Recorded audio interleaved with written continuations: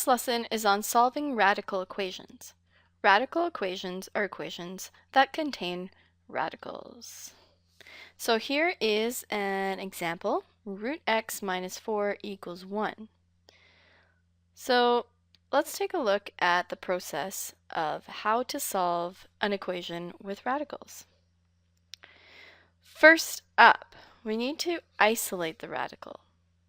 Remember that if you have a root, to eliminate it, the opposite process to rooting is squaring. So in general, this will eliminate your root. So if we have the radical by itself, then we can technically square both sides and eliminate the radical.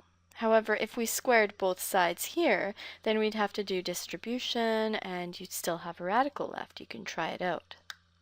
So let's get the radical by itself. So we can add 4 to both sides and we get root x equals 5. Now we can square both sides. We are allowed to do that. If you have a equals b, then we know by a property that we have covered in the past that we are allowed to square both entire sides, and it's still true. So let's do that here. We're going to square root x and square 5. That leaves us with x being 25. Great! Awesome! But you need to check your solutions. In this case, we check our solution. Root of 25 minus 4 is going to be 5 minus 4, which is 1. Great! It works in this case. However, checking your solutions of radical equations is really important because sometimes you get extraneous solutions that don't actually work. For example, what happens if you square both sides of this equation? Root x equals -1. Well, if you really think about it, you can't actually ever have a negative answer from a root because it just doesn't work that way. But if we square both sides, then look what we get. We end up with x being 1. But does that work? If we plug in a 1, that would mean that root 1 would equal -1. Does -1 times -1 give us a 1 back? No. So, really, really important to check your solutions. Most often they work, but sometimes they don't. Let's look at an example. Here we have a root on 3 minus x, and the rest is other terms. So first step of the process is to isolate the root. So let's add x to both sides so that our root is on its own. So we have 3 minus x equals, and this will be x minus 3. Now we can square both sides. When we square both sides, the square eliminates the root because a root times itself will lead you to just the inside. So you have 3 minus x equals, but remember to write these brackets when you square both sides, because in this case, this actually means x minus 3 times x minus 3. Now, you could distribute this, or you could remember the formula for squaring a binomial. So here we have 3 minus x equals, if you square this, you should get to x squared minus 6x plus 9. Now, we have an equation that has a square in it, which we have dealt with before. In the previous unit, recall that when you have a square in an equation, you want to get everything to one side equal to 0, factor, and use the 0 property to find our potential solutions. So, let's try that. We're going to add x to both sides and subtract 3 from both sides. You're going to be left with x squared minus 5x plus 6 equals 0. Now we want to factor this because of the square. So two numbers that multiply to 6 and sum to -5 would be -2 and -3. So because there's no leading coefficient, we can go directly and input those numbers into our brackets. However, if we did have something here, remember you'd have to do the decomposition process. You can also do decomposition to get from here to here if you'd like to. Alright, now x minus 2 times x minus 3. One of these has to be 0, so either x minus 2 is 0 or x minus 3 is 0. That leaves us with either x equaling 2 or 3.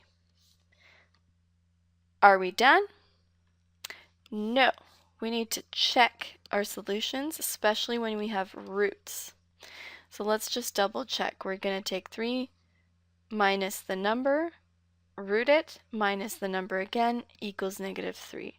So let's try it with a 2. We have root 1 minus 2, that's 1 minus 2. That does not equal -3. So the 2 does not work. Let's try the 3. That'll give us 3 minus 3, and then minus 3. Is that going to equal -3? 0 minus 3 is -3. So this one works. So this is why it's important to check your solutions, because they're not always going to work. In our case, only x equals 3 is a solution. Try this next one. Let's isolate the root, get it all by itself, and then square both sides. So subtract the m from both sides. That leaves us with negative root m minus 7 equals 9 minus m. Sure, you could get rid of the negative, multiply everything by -1, or divide by -1. You get root m minus 7 equals -9 plus m. And I'm just going to write -9 plus m as m minus 9. It's just easier to work with when we expand. Now we square both sides, and that leaves us with m minus 7 equals, and this is going to expand. Remember, when you expand a binomial, squaring a binomial, you get first term squared minus double the first times the last plus the last term squared. Again, we have a square, so in order to solve an equation with a square, we need to get everything to one side,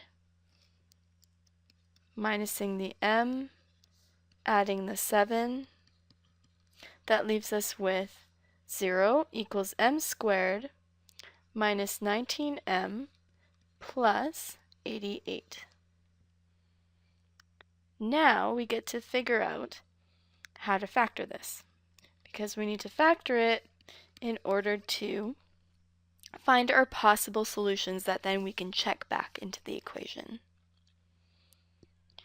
So let's look at some numbers that multiply to 88, and we're looking for a sum of -19.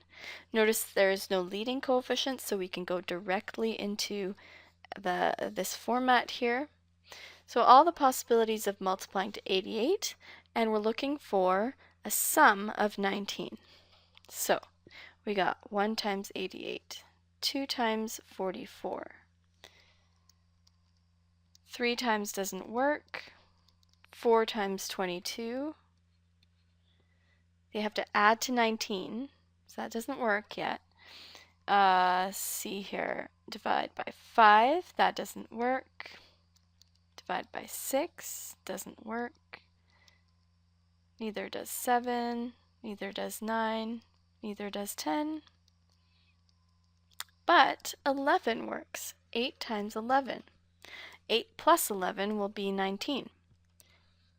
So that works, -8 and -11. So remember, sometimes you need to just keep trying. Don't stop. So you got -8, -11. Those multiply and those add up correctly. Now we consider each bracket equal to 0 to give our potential results, leaving us with m equaling either 8 or 11. Now we need to check both of those possibilities. Check 8. 8 minus root 8 minus 7 equals 9. Let's see what that does. 8 minus root 1, which is 8 minus 1, is not equal to 9. So 8 does not work. 11, however, let's see if that one works. 11 minus 7, does that equal 9? 11 minus, and root 11 minus 7 gives us root 4, which is a 2. 11 minus 2 equals 9, check. So 11 works. So m equals 11 is the only solution. It is possible to have no solutions. If neither of these numbers worked, you'd say no solution. If both of these numbers worked, then you would answer both of them. Here's another example. We've got 2 roots, but we want 1 root per side. So this is good because if we square both sides, we will be eliminating the roots. If these were spread so that they're both on the same side, you'd want to get them isolated so that there's only 1 root per side. Otherwise, when you square both sides, you're going to be distributing big roots and it gets really complicated. So, in this case, we're going to have the square of the first side and the square of the second side. We've got a multiplication, so that's really squaring each term. So that's giving us 4 times 4x plus 5 and 25 times x plus 4. Now, notice we have no x squares. That's great. That means we're not going to have to do the solving through factoring method. We can just solve by getting x on one side and the numbers on the other side. So let's distribute this. We get 4 times 4x is 16x. 4 times 5 is positive 20. 25 times x is 25x. 25 times 4 is positive 100. All right, so let's try this out. We're going to bring our x's together. So minus 16x from both sides leaves you with 20 equals 9x plus 100. Now we can subtract the 100, leaving us with negative 80 equals 9x, which leaves us x to be negative 80 over 9. Negative 80 over 9 does not simplify. You could either write negative 80 over 9 or negative 8 and 8/9. But remember, we always have to check our answer. So let's double check negative 80 over 9 into the first side. So we'd have 4 times negative 80 over 9 plus 5. So that would be 4 times 80 is negative 320 over 9 plus 5.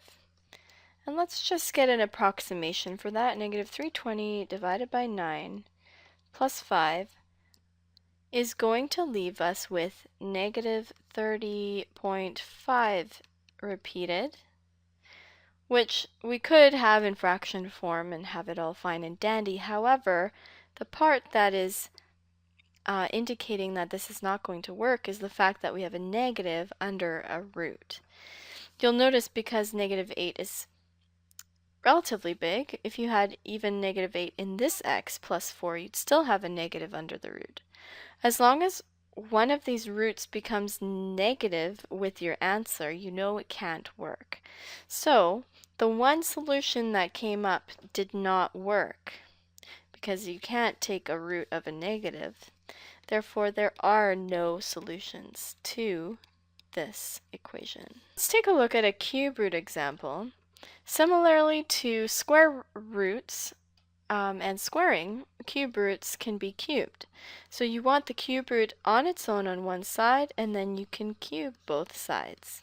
Let's try that out. The cube eliminates the cube root, giving us 3x minus 3 equals negative 3 cubed, which is negative 27.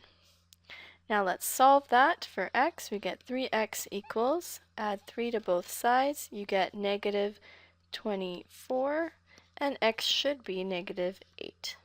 Now, always check your answers. See what this gives us. If we plug in an x equals negative 8, you get 3 times negative 8 minus 3, which is cube root of negative 24 minus 3, which is cube root of 27, negative 27, and in this case, cube root of negative 27 is, in fact, negative 3. So, since that works, then x equals negative 8 is our answer.